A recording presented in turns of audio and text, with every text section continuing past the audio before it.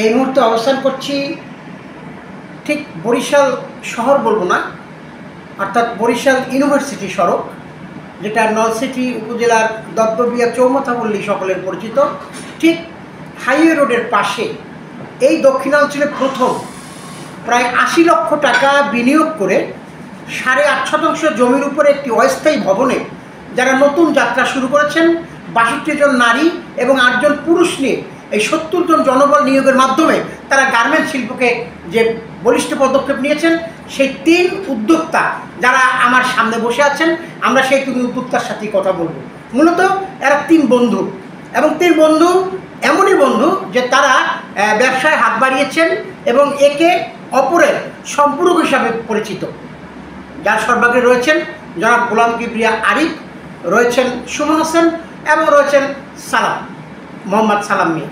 কিন্তু কথা হলো, যদিও গার্মেন্টসের নামটি এখানে দেওয়া হয়েছে JS গার্মেন্টস, এই গার্মেন্টসের নামের মধ্যেও তাদের রয়েছে প্রত্যেকের ব্যবসায়িক পার্টনারের নামের প্রথম অক্ষর সম্পৃক্ত। আমরা এই গার্মেন্টস সম্পর্কে এখন কথা বলবো। যদিও আমরা শুনেছি যে এই গার্মেন্টসে প্যান্ট, শার্ট, টি শার্ট থেকে শুরু করে সকল কিছু এখানে তৈরি হবে, যেটা বাইরের ইচ্ছার উপর নির্ভর করবে। আমরা শুধু বরিশাল নয়, বরিশালের আলোর পথ দেখালো যে তরুণ যুবক আরিফ, সুমন এবং সালাম। আমরা এখন কথা বলবো সেই ৩ উদ্যোক্তার সাথে। চলুন কথা বলি উদ্যোক্তাদের সাথে। আসসালামু আলাইকুম।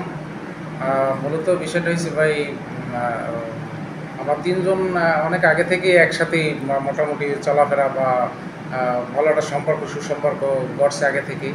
একজন আরেকজনকে আমরা ভালোভাবে চিনি বা একজনকে আরেকজনে বুঝি। তো চিন্তা করলাম যে 3 বন্ধু কী করা যায়।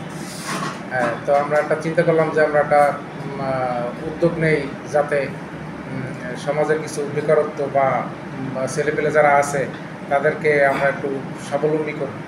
তো সেক্ষেত্রে আরও বিষয়টা হয়েছে যে গার্মেন্টস বিজনেসটা মূলত অনেক জনবহুল একটা বিজনেস। এখানে বিভিন্ন পরিবারের লোকজন কাজ করলে লোকজন স্বাবলম্বী হবে, সেই চিন্তা ভাবনা করে। সর্বশেষ কথা হয়েছে যে ঢাকার সাথে আমাদের আগের যে যোগাযোগ, বা আমাদের বরিশাল নদীমাতৃক দেশ, সেক্ষেত্রে আগের যে যোগাযোগের অবস্থা ছিল, ধরেন 1 দিন 1.5 দিন লাগতো আমাদের ঢাকা পৌঁছাইতে। এখন এই পদ্মা সেতু হওয়ার কারণে আমরা মনে করেন 2-2.5 ঘন্টা 3 ঘন্টায় ঢাকায় যাইতে পারি। সেক্ষেত্রে মনে করেন বিদেশি বায়ার আসবে বা এইসব চিন্তা ভাবনা করি আমরা বিজনেসটা স্টার্ট করছি। আর দ্বিতীয় হয়েছে যে আরও যারা উদ্যোক্তা আছে বা যারা বড় বড় ব্যবসায়ী আছে, আমরা তাদেরকেও আহ্বান করি যে তারা বরিশালে কিছু একটা করুক, শিল্প প্রতিষ্ঠান করুক, এটা আমরা চাই।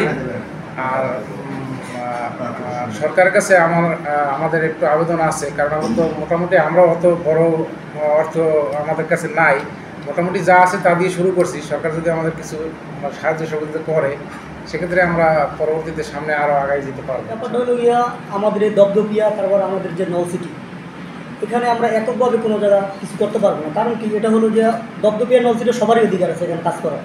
আর যারা আসবে এখানে অবশ্যই কাজ করতে পারবে, তবে দক্ষ কারিগর লাগবে। আর অনেকেই আছে বেকার, কিন্তু ওরা কাজ জানে না, তাদেরও আমরা নিচ্ছি যাতে বেকারত্ব দূর হয় আর কি। এই জন্যই মূলত না, যারা এখানে কাজ করছে যে 70 জন, তারা কি সব কি অভিজ্ঞ না অনভিজ্ঞ? মানে শ্রমিক 2 প্রকার, একটা দক্ষ আর একটা অদক্ষ। আসলে আমরা বেশিরভাগই একটু অভিজ্ঞ নেওয়ার চেষ্টা করতেছি, যেহেতু আমাদের নতুন প্রতিষ্ঠান। সেক্ষেত্রে আমাদের প্রতিষ্ঠান দাঁড়া করার জন্য আমাদের প্রথমে একটু অভিজ্ঞ সম্পূর্ণ লোকই দরকার আমাদের। আর এর পাশাপাশি আমরা কিছু অনভিজ্ঞ লোক নিচ্ছি, যেটা আর কি এই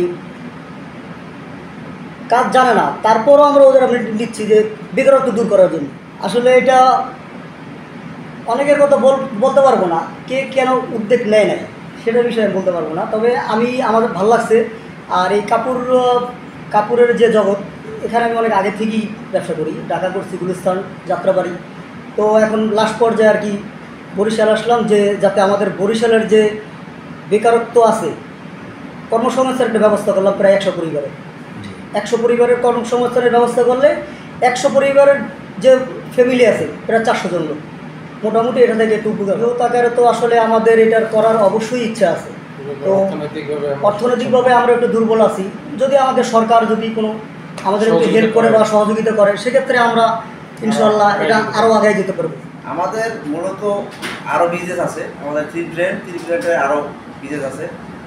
সুমন ভাই আছে অ্যাম্বাসি ব্যবসা, ভাই সালাম ভাই আছে চাউল আড়ত, আমার ইলেকট্রনিক্স শোরুম আছে, নওসিটিতে আছে, তালতলাতে আছে, রানাপাড়াতে আছে।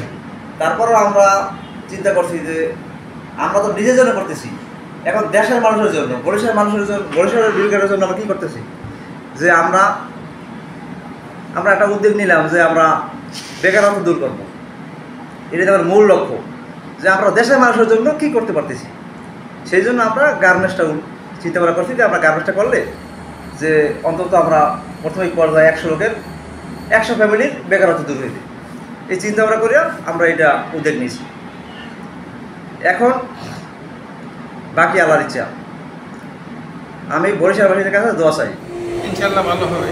তার কারণে এই অঞ্চলে তো আর কোনো ফ্যাক্টরি নেই, গার্মেন্টস শিল্প নাই, যার কারণে বরিশালে যদি একটা গার্মেন্টস শিল্প হয়, আশপাশের কিছু লোক এখানে কাজ করলে তাদের পারিবারিক যে সমস্যা থাকে এগুলো সমস্যার সমাধান হবে কিন্তু এই গার্মেন্টসের কারণে। যে এলাকায় গার্মেন্টস যাবে ওই এলাকায় ইনশাল্লাহ উন্নতি।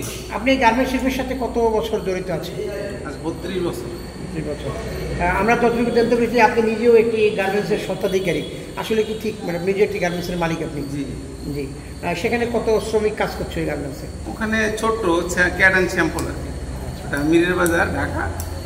আচ্ছা, এখানে এই মেশিন যদি নষ্ট হয় এটা সারবেনও আপনি? ইনশাল্লাহ সব মানে সর্বশেষ আপনার অভিজ্ঞতা রয়েছে?